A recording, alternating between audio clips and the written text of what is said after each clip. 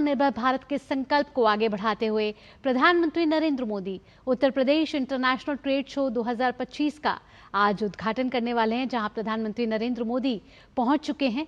कई बड़े सितारे भी यहां पहुंचे हैं। बॉलीवुड की भी झलक यहां देखने को मिल रही है। बॉलीवुड के स्टार अर्जुन कपूर यहां पर मौजूद हैं। वहीं उत्तर प्रदेश के मुख्यमंत्री योगी आदित्यनाथ भी यहां पर उपस्थित हैं।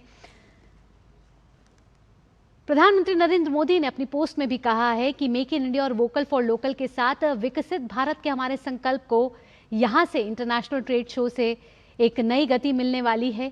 और ग्रेटर नोएडा के उत्तर प्रदेश में ये इंटरनेशनल ट्रेड शो आयोजित किया जा रहा है। इस आयोजन के जरिए दुनिया आईटी से लेकर टेक्सटाइल सेक्टर तक भारत के सामर्थ्य को देखने वाली है। साथ ही साथ इसका एक और मुख्य उद्देश्य ये है कि निर्यातकों और छोटे कारोबारियों के साथ हर किसी के लिए अवसरों के नए नए द्वार खुलने वाले हैं। प्रधानमंत्री नरेंद्र मोदी हमेशा सब ये कहते हैं कि जितनी ज़्यादा निर्भरता उतनी ज़्यादा विफलता। और आज तो मेक इन इंडिया 2014 में जब ये शुरू हुई थी, उसको मिशन मोड में आज ही के दिन से शुरू किया गया था। तो आज का दिन इसलिए भी महत्वपूर्ण हो जाता है। और हमारे साथ हमारे संवाददाता शैलेंद्र मिश्र भी हमारे साथ जुड़ गए हैं, जो इस समय ग्रेटर नोएडा में मौजूद हैं। शैलेंद्र, पल पल की जानकारी वहां से दीजिए। क्या क्या दृश्य वहां से दिख रहे हैं? कितना बड़ा इस बार का इवेंट है? ये तीसरा संस्करण है, तो पिछले 2 इवेंट्स की बात की जाए तो उससे कितना अलग दिख रहा है? देखिए, हम जानते हैं कि जो ये यहाँ पर ग्रेटर नोएडा के एक्सपो में आप देख रहे हैं कि प्रदर्शनी लगाई गई, उसमें अलग अलग स्टॉल हैं, जिसमें तमाम बड़ी कंपनियां तो हैं ही जो उत्तर प्रदेश में निवेश कर रही हैं या फिर उत्तर प्रदेश में कामकाज कर रही हैं। साथ ही साथ जो स्थानीय उत्पाद हैं उनकी भी प्रदर्शनी है। अलग अलग हॉल में आप देखेंगे कि देश के तमाम महत्वपूर्ण उत्पाद यहाँ पर आपको नजर आएंगे। और साथ ही साथ उत्तर प्रदेश के जो उद्यमी हैं, उत्तर प्रदेश के जो दस्तकार हैं, उत्तर प्रदेश के जो कारीगर हैं, उत्तर प्रदेश के जो तमाम उत्पाद हैं, हम जानते हैं कि एक जिला एक उत्पाद की जो योजना उत्तर प्रदेश सरकार की, वो बहुत मशहूर हुई थी और देश और दुनिया में यहाँ उत्तर प्रदेश के उत्पादों को पहचान मिली थी। तो निश्चित तौर पर आज ये बहुत बड़ा दिन है। जहाँ तक पहले की अगर आप एक्सपो से इसमें देखें तो ज्यादा स्टॉल लगाए गए हैं, ज्यादा कंपनियां आई हैं।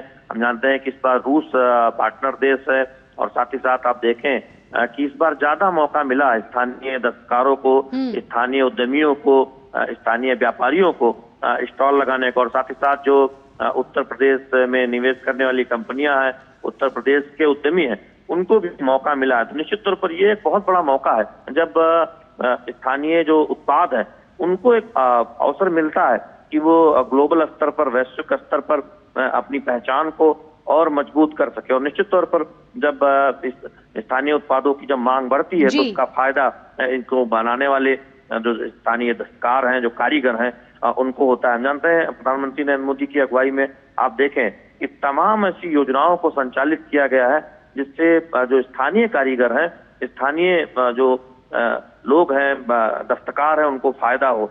चाहे वो वाराणसी और उसके आसपास बनने वाली साड़ियां हो या फिर भदोही की कालीन हो, या अगर आप कहें, हम जानते हैं अगर आप पश्चिम उत्तर प्रदेश में आए तो हाथरस की हींग बहुत मशहूर है।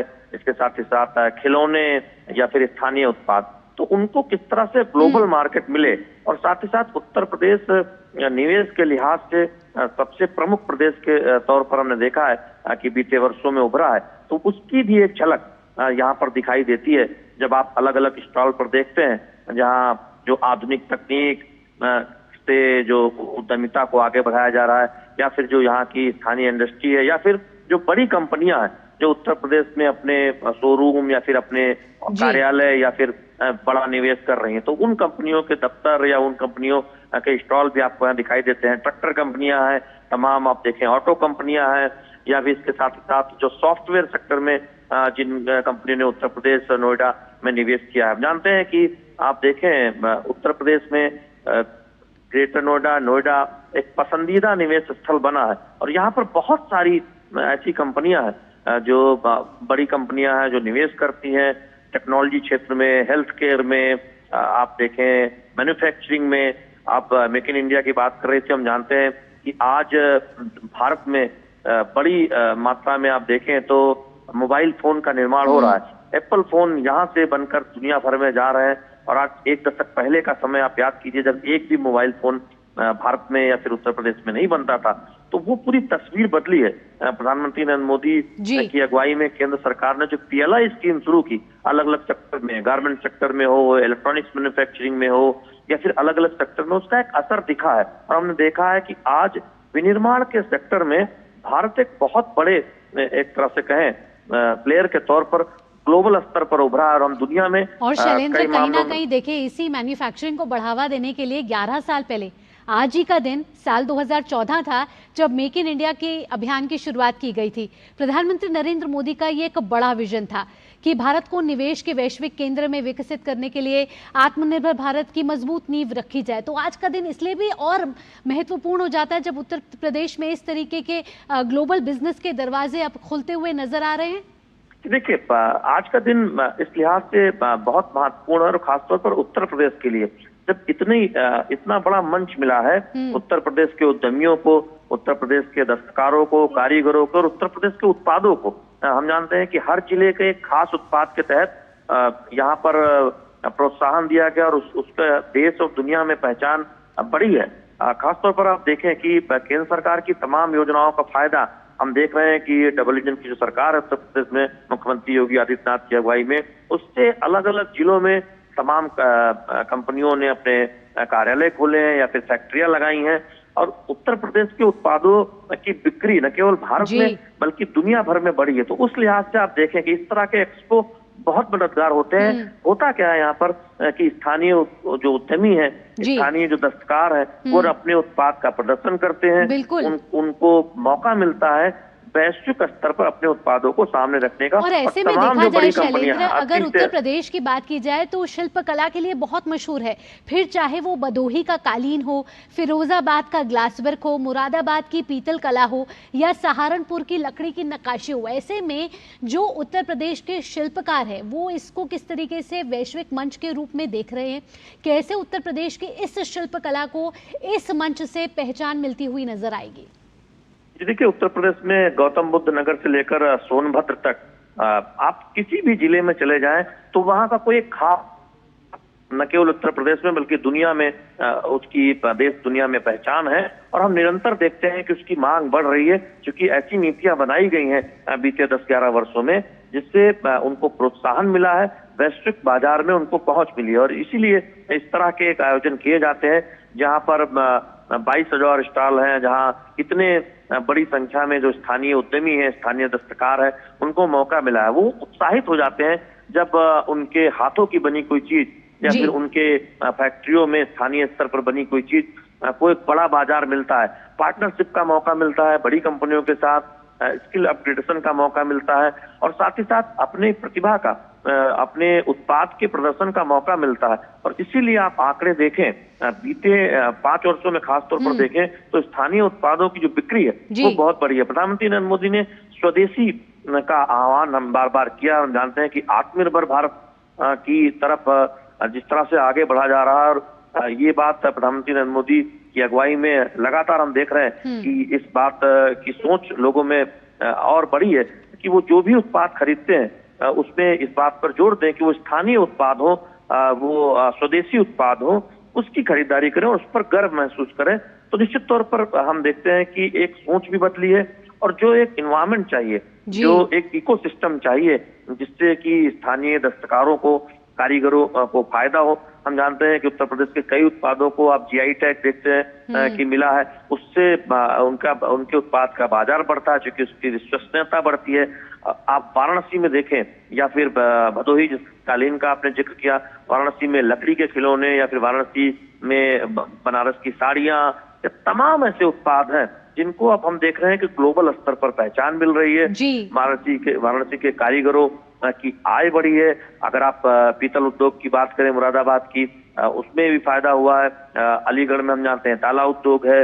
अगर आप पश्चिम उत्तर प्रदेश में अगर आप देखें तो अब खिलौना उद्योग भी आप देखें कि फिर से उसमें एक कह सकते हैं कि एक प्रकृति देखने को मिल रही है और स्वदेशी पर जो फोकस हुआ है उसका फायदा, उद्देश्य ये है कि स्थानीय स्तर पर जो उद्यमी है और स्थानीय स्तर पर जो कारीगर है, जो दस्तकार हैं, उनको फायदा शिल्पकारों हो। को कैसे प्रोत्साहन मिले, ये एक मंच, बड़ा जरूरी मंच यहाँ साबित हो रहा है। लेकिन एक और पवेलियन है शैलेंद्र, यहाँ पर जो आकर्षण का केंद्र और बना हुआ है वो है आईटी और इलेक्ट्रॉनिक्स विभाग का पवेलियन। बड़ा ही विशाल स्तर पर इस पवेलियन को बनाया गया है और एआई मॉडल जो है वो आपका स्वागत करने के लिए यहाँ पर इंतजार कर रहा है। किस तरीके से इस पवेलियन को सजाया गया है?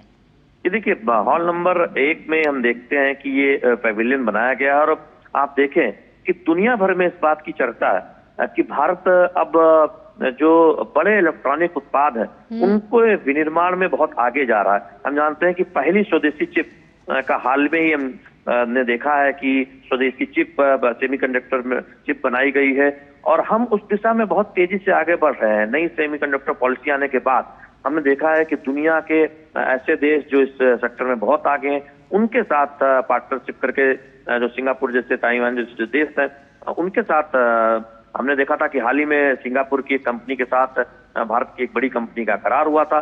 तो वो आप उसमें बहुत भारत की संभावनाएं हैं और ऐसी नीतियां बनाई गई हैं जिससे कि हम इलेक्ट्रॉनिक उत्पाद में काफी आगे जाएं।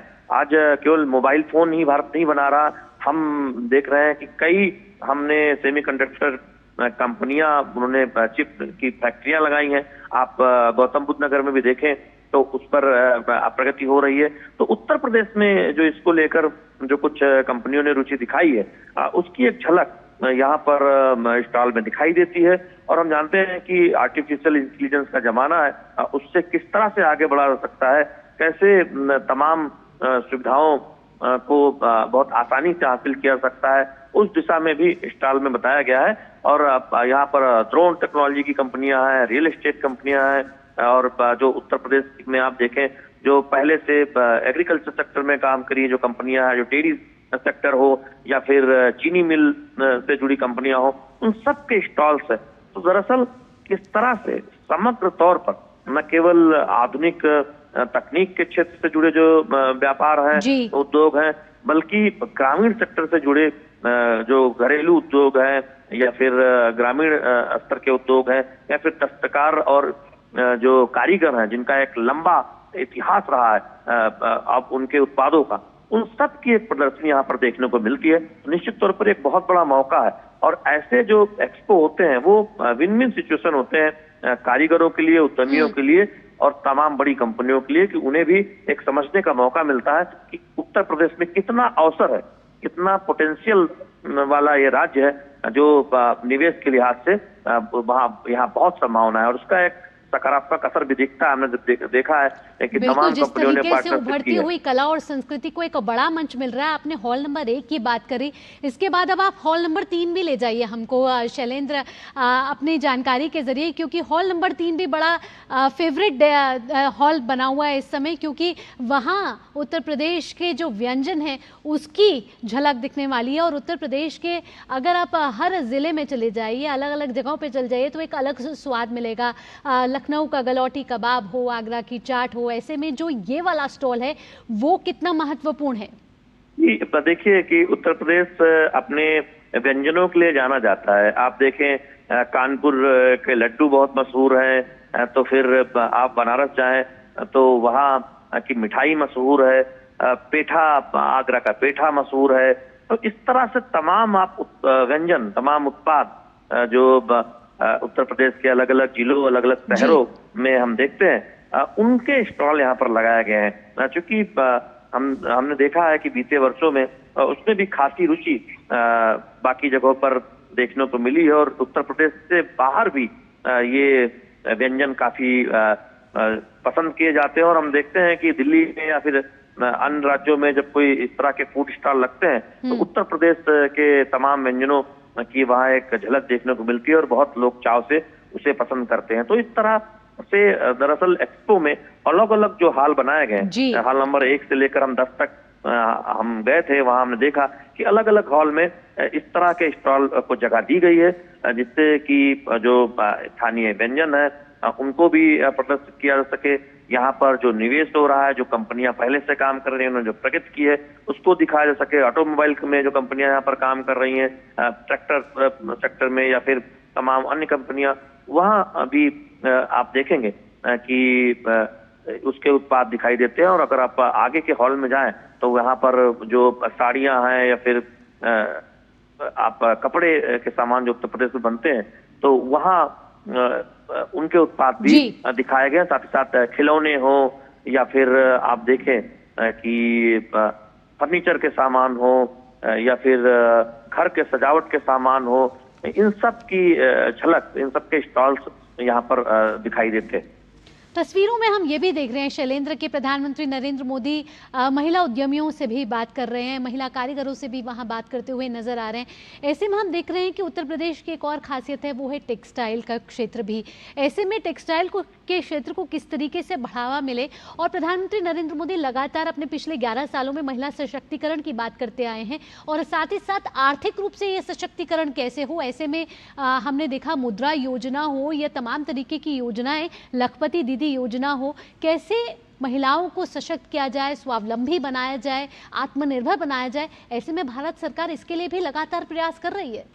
ये देखिए, निश्चित तौर पर जो कपड़ा उद्योग है, जो टेक्सटाइल उद्योग है, उसमें आप देखें तो बड़ी संख्या में महिलाएं काम करती हैं और उनकी जो दस्तकारी है या उनका जो हुनर है वो हम ग्लोबल स्तर पर देखते हैं। वाराणसी हो या मथुरा हो, वहाँ की साड़ियां मशहूर हैं, या फिर शॉल की बात हो या फिर मिर्जापुर के कालीन की तो हम चर्चा करते ही हैं। इसके साथ ही साथ हैंडलूम सेक्टर में आप देखें बाराबंकी, कानपुर, बागपत, इनके अलग अलग जो सूट, साड़ियां या फिर बाकी जो टेक्सटाइल से जुड़े जो उत्पाद है वो बड़ी संख्या में उत्तर प्रदेश में उसकी एक संभावना दिखती है। और उसमें महिलाओं की एक बहुत महत्वपूर्ण भूमिका है, उसमें बड़ी संख्या में महिलाएं काम करती हैं। और हमने देखा है केंद्र सरकार की तमाम योजनाओं में इस बात पर फोकस किया गया है, इस बात पर जोर दिया गया है कि महिला उद्यमियों को आगे बढ़ाया जाए, महिला जो दस्तकार है, जो कारीगर है, उनको आजीविका मिले।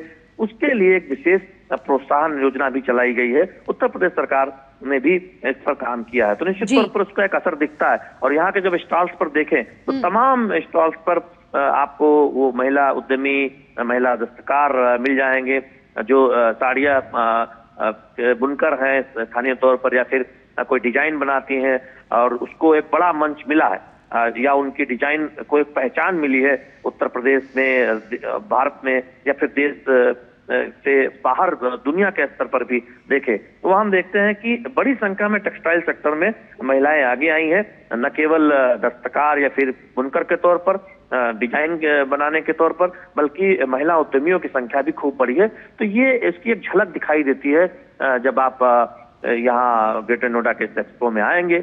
और हॉल नंबर 10 में खास तौर पर टेक्सटाइल से जुड़े उत्पाद लगाए गए हैं, जहाँ तमाम महिला जो उद्यमी है, महिला दस्तकार है, वो अपने स्टॉल पर जो उनके उत्पाद है उनका प्रदर्शन कर रहे हैं। इसके साथ आयुष को भी कैसे बढ़ावा दिया जाए उस पर भी जोर दिया जा रहा है। प्रधानमंत्री जहां खड़े हैं उसके पीछे हम देख रहे हैं कई स्टॉल आयुर्वेदा से भी जुड़े हुए हैं। आयुर्वेद को किस तरीके से, हमने अभी देखा आयुर्वेदा दिवस मनाया गया, और उसके बाद जिस तरीके से आयुष मंत्रालय में लगातार अपने योजनाओं को विस्तार दे रहा है और हर राज्य में अब इसकी झलक दिखती हुई नजर आ रही है, क्योंकि भारत की सबसे प्राचीन पद्धतियों में से एक है आयुर्वेद। ये देखिए, हम जानते हैं कि आयुर्वेद हमारी एक पुरानी परंपरा रही है, और केंद्र में प्रधानमंत्री नरेंद्र मोदी की अगुवाई में हमने देखा है कि किस तरह से आयुर्वेद पर विशेष जोर दिया गया, और उस पद्धति से जो इलाज की जो परंपरा है वो दिनों दिन और लोकप्रिय होती जा रही है। क्योंकि हम जानते हैं कि भारत में आयुर्वेद को लेकर अलग अलग आप देखें जगहों पर सुविधाएं, उसका विकास हुआ है और आधुनिक अस्पताल बने हैं। तो निश्चित तौर पर लोगों की जो रुचि है वो आयुर्वेद में बढ़ी है।